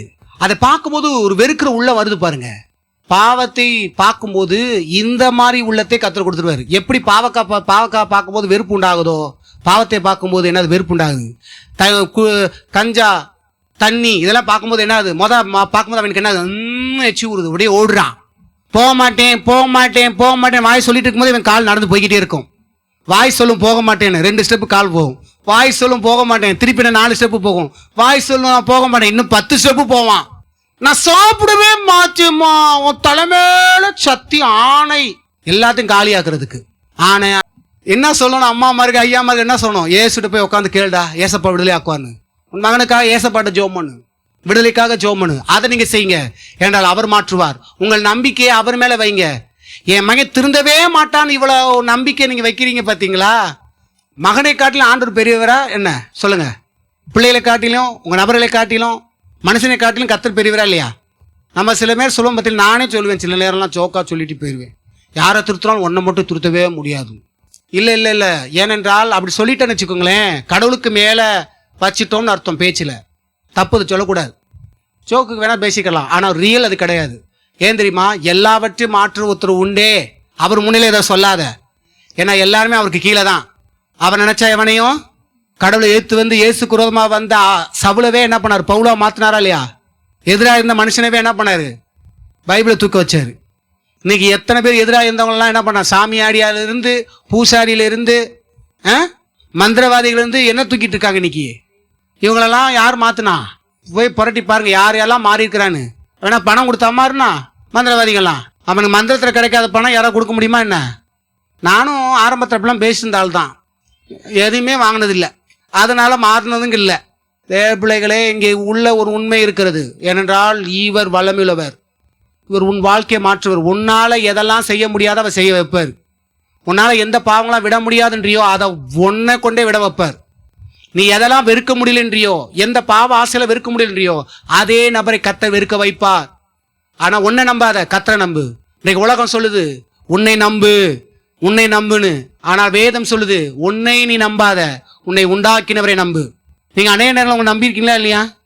சில விஷயம் நம்புவோம்ல, நம்மளால செய்ய முடியும், நம்மளும் மாத்தி பார்ப்போம். நீங்க என்ன மாத்தி போனாலும் உங்க சுபாவம் தானா வந்துடும். நீங்க என்னதான் குடிக்காத ஆள் மாதிரி வந்து உட்காந்தாலும் நீங்க சில காரியம் பண்ணாலும் இங்க ஆண்டு வெளிப்பட்டார் இல்லையா? சில நேரம் வெளிப்பாடும் உண்டாகுது. சில பேர் உங்க வாழ்க்கையில் நடக்கும் போது உங்க சுபாவம் வெளியே வருதா இல்லையா? எவ்வளவு அடக்கி ஒடுக்கினாலும் என்ன ஆகுது? நல்ல பையன் மாதிரி உட்காந்து, அந்த தம்பியை பார்த்தா அப்படி நல்ல தம்பிமா இருக்கு, அப்படித்தான் தெரியும். பேக்ல பாத்தீங்கன்னா அவர் பயங்கரமான ஆளு, டெரர் பீஸ் சொல்றோம். தேவ பிள்ளைகளே விளங்கிக் கொள்ளுங்கள், கர்த்தர் டெரரையும் என்ன பண்ணுவாரு? எவ்வளவு டெரரான ஆளெல்லாம் என்ன பண்ணிட்டாரு? இப்போ வாயை பொத்திட்டு எவ்வளவு மிடுக்கான ஒடுக்கா பெருமையுள்ள ஆட்களை கூட கர்த்தர் என்ன பண்ணுவார்? உடச்சி விட்டுறாரு. ஒரே ஒட்டை ஹலோ கீழே கொண்டு வர முடியும். ஒருவனை தாழ்த்தவும் அவரால் முடியும், ஒருவனை உயர்த்தவும் முடியும். தேவபிள்ளைகளே, இன்றைக்கு நீங்க எப்படி இருக்கீங்கன்னா உங்களை கோடீஸ்வரனாவும் ஆக்க முடியும். கோடீஸ்வரனா என்ன ஒரே நாள் என்ன பண்ண முடியும்? கீழேயே கொண்டு வர முடியும். அப்படிப்பட்ட கடவுள் நம்முடைய கடவுள். நீங்க கேட்கிற கடவுள் அப்படி வல்லமுள்ள கடவுள். சாதாரணமா ஏதோ சொல்ல பார்த்தீங்களா? என்ன சாதாரணமா இங்க ஏதோ இப்படி இருக்கனால என்னை அப்பா டக்கா நினைக்கிறியா அப்படின்றாங்களா இல்லையா? ஏசு கிறிஸ்து இங்க வந்தார், இப்படி போனாரு, அவர் மனுஷனா இருந்தார். அவர் கடவுளியா? அவர் அப்படி இருந்ததுக்கு காரணம் உண்டு. ஏன் தெரியுமா? அவர் இந்த இடத்துல தம்முடைய வல்லமை அதிகமாக வெளிப்படுத்த வரல, மறிப்பதற்காக வந்தார். ஆகையால் தான் அவர் அமைதியா போயிட்டு அமைதியா வந்தார். அதனால என்ன பண்றாங்க நிறைய பேரு, அவர் நல்ல மனிதர்களை போல இயேசு ஒரு நல்ல மனிதன். யார் சொன்னா? அவர் கடவுள். அல்லாதான் தூதர்கள் இறங்கி வாழ்ந்துட்டு போனாங்க. அந்த பிறப்பை பார்த்து சந்தோஷப்பட்டாங்க. என்ன சொல்றாங்க? கடவுளே உனக்காக பிறந்திருக்கிறாரா. முட்டாண்டா பெரிய நற்செய்தி. அந்த கடவுள் பிறப்பது மட்டுமல்ல, இப்ப அவரே உனக்குள்ள உனக்கு எல்லா உதவி செய்வதற்கும் அவர் இருக்கிறார். ஹல்லேலூயா! எவ்வளவு நல்ல கர்த்தர் பார்த்தீங்களா? எல்லாம் எழுப்பி நிற்போம், டைம் ஆயிடுச்சு.